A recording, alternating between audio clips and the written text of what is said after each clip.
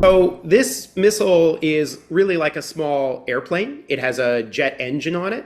And just like a jet engine uses fuel to burn oxygen, this does exactly the same thing, but it uses a nuclear reactor to burn the oxygen and produce the thrust. Well, the system is intended to defeat a missile defense. And so the idea is because it can fly for basically an unlimited range, then it can fly around defenses. On the other hand, you could build more defenses, or you could use aircraft to go intercept them. So I don't think the system is invincible, but it's part of the deepening arms race that we're in, where they've come up with a new system and now we have to come up with something to shoot it down.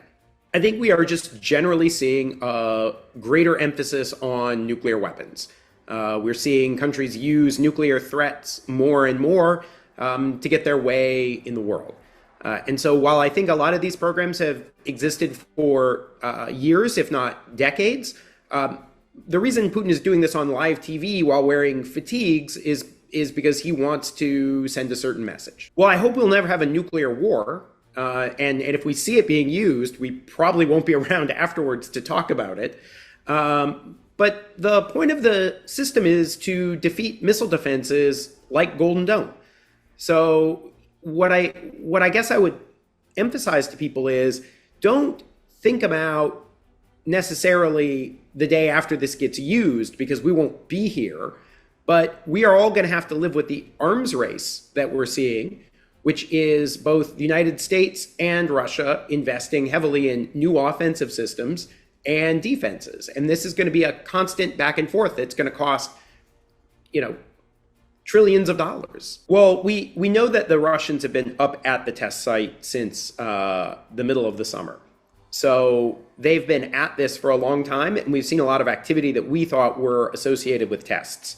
So it's probably the case that there were tests earlier this summer that didn't work, and that what Russia is announcing now is either finally a successful test, or maybe they're just making it all up and they all failed, but they wanted to say it worked.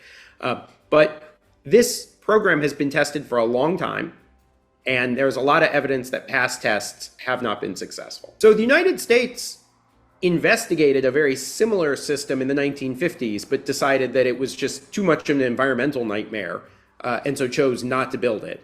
So it's true that only Russia has been crazy enough to actually build one of these things, but it doesn't mean that Russia is the only country that could build such a thing. It's just other countries, I think, have thought better of it. The program itself, I think, has been in development for about 10 years. It was several years ago that Putin announced the system had begun testing, and presumably there was a period of development even before that. So this is a program that's been in the works for a long time.